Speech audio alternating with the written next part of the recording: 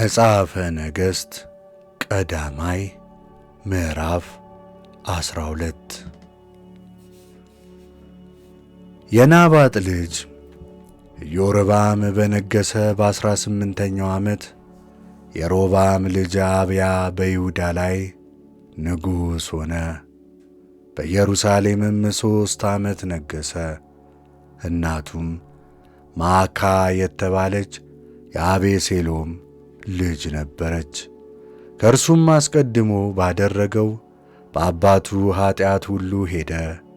ልቡም እንደ አባቱ እንደ ዳዊት ልብ ከአምላኩ ከእግዚአብሔር ጋር ፍጹም አልነበረም።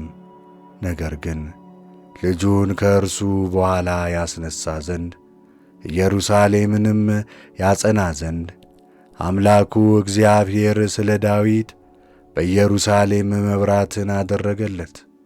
ከኬጢያዊው ከኦርዮ ነገር በቀር ዳዊት በዘመኑ ሁሉ በእግዚአብሔር ፊት ቅን ነገርን አድርጎ ነበርና ካዘዘውም ነገር ሁሉ ፈቀቅ አላለም ነበርና በኢዮርብዓምና በሮብዓም መካከል በዘመናቸው ሁሉ ጠብ ነበረ።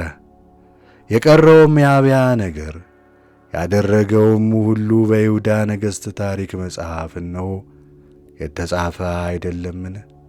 በአብያና በኢዮርብዓም መካከል ሰልፍ ነበረ። ኢዮርብዓምም በነገሠ በ24ኛ ዓመቱ አብያ ከአባቶቹ ጋር አንቀላፋ፣ በዳዊትም ከተማ ቀበሩት። ልጁም አሳ በፋንታው ነገሠ። በእስራኤልም ንጉሥ በኢዮርብዓም በ24ኛው ዓመት አሳ በይሁዳ ላይ ነገሠ። በኢየሩሳሌምም 41 ዓመት ነገሠ። እናቱም ሐና የተባለች የአቤሴሎም ልጅ ነበረች። እሱም እንደ አባቱ እንደ ዳዊት በእግዚአብሔር ፊት ቅን ነገርን አደረገ። ከአገሩም የጣዖትን ምስል ሁሉ አስወገደ። አባቶቹም የሠሯቸውን ጣዖታትን ሁሉ አጠፋ። የማምለኪያ ዐፀድ ጣዖታትን ስለ ሠራች እናቱና ሐናን እቴጌ እንዳትሆን ሻራት። እሱም የማምለኪያ ዐፀዱን አስቈረጠው። በቄድሮንም ፈፋ አጠገብ በእሳት አቃጠለው። ነገር ግን በኮረብቶች ላይ ያሉትን መስገጃዎች አላራቅም። የአሳ ልብ ግን በዘመኑ ሁሉ ከእግዚአብሔር ጋር ፍጹም ነበረ።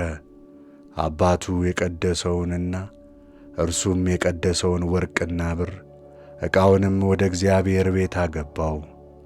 አሳና የእስራኤል ንጉሥ ባኦስ በዘመናቸው ሁሉ ሲዋጉም ኖሩ። የእስራኤልም ንጉሥ ባኦስ በይሁዳ ላይ ወጣ። ከይሁዳ ንጉሥ ከአሳ ዘንድ ማንም እንዳይወጣ ወደ እርሱም ማንም እንዳይገባ አድርጎ ራማን ሠራት። አሳም በእግዚአብሔር ቤትና በንጉሥ ቤት መዛግብት የተገኘውን ብርና ወርቅ ሁሉ ወስዶ ለአገልጋዮቹ ሰጣቸው። ንጉሡም አሳ በደማስቆ ለተቀመጠው ለአዚን ልጅ ለጤቤርማን ልጅ ለሶርያ ንጉሥ ለወልደ አዴር በእኔና በአንተ መካከል በአባቴና በአባት መካከል ቃል ኪዳን ጸንቶአል። እነሆ ብርና ወርቅ ገጸ በረከት ልኬልሃለሁ። እርሱም ከእኔ ዘንድ እንዲርቅ ሄደህ ከእስራኤል ንጉሥ ከባኦስ ጋር ያለህን ቃል ኪዳን አፍርስ ብሎ ላከ። ወልደ አዴርም ለንጉሡ ለአሳ እሺ አለው። የሰራዊቱንም አለቆች በእስራኤል ከተሞች ላይ ሰዶ ኢናንንና ዳንን፣ አቤል ቤት መዓካንና ኬኔሬትን ሁሉ የንፍታሌምንም ሀገር ሁሉ መታ። ባኦስም ያንን በሰማ ጊዜ ራማን መሥራት ትቶ ወደ ቴርሳ ተመለሰ። ንጉሡም አሳ በይሁዳ ሁላ ላይ አዋጅ ነገረ። ማንም ነፃ አልነበረም። ንጉሡ ባኦስም የሠራበትን የራማን ድንጋይና እንጨት ወሰደ። የይሁዳም ንጉሥ አሳ የብንያምንና የመሴፋን ኮረብታ ሠራበት። የቀረውም የአሳ ነገር ሁሉ፣ ብርቱ ሥራዎቹም ሁሉ፣ ያደረገውም ሁሉ በይሁዳ ነገሥት ታሪክ የተጻፈ አይደለምን? ነገር ግን በሸመገለ ጊዜ እግሮቹ ታመሙ። አሳም እንደ አባቶቹ አንቀላፋ። በአባቱም በዳዊት ከተማ ከአባቶቹ ጋር ተቀበረ። ልጁም ኢዮሳፍጥ በፋንታው ነገሠ። በይሁዳ ንጉሥ በአሳ በሁለተኛው ዓመት የኢዮርብዓም ልጅ ናባጥ በእስራኤል ላይ ነገሠ። በእስራኤል ላይ 2 ዓመት ነገሠ። በእግዚአብሔርም ፊት ክፉ አደረገ። በአባቱም መንገድ እስራኤልን ባሳተበት ኀጢአት ሄደ። ከበላን ቤት የሆነ አኪያ ልጅ ባኦስ አመጸበት። ናባጥና እስራኤልም ወደ ገባዖን ከበው ነበርና ባኦስ በፍልስጥኤልም ሀገር ባለው በገባቶን ገደለው። በይሁዳ ንጉሥ በአሳ በሦስተኛ ዓመት መንግሥት ባኦስ ናባጥን ገደለው፣ በፋንታውም ነገሠ። ከነገሠም በኋላ የኢዮርብዓምን ወገን ሁሉ አጠፋ።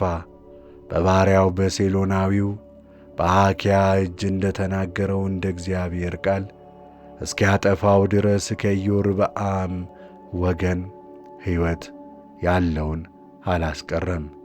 ይኸውም ኢዮርብዓም ስለ ሠራው ኀጢአት እስራኤልንም ስላሳተበት የእስራኤልንም አምላክ እግዚአብሔር ስላስቈጣበት ማስቈጣት ነው።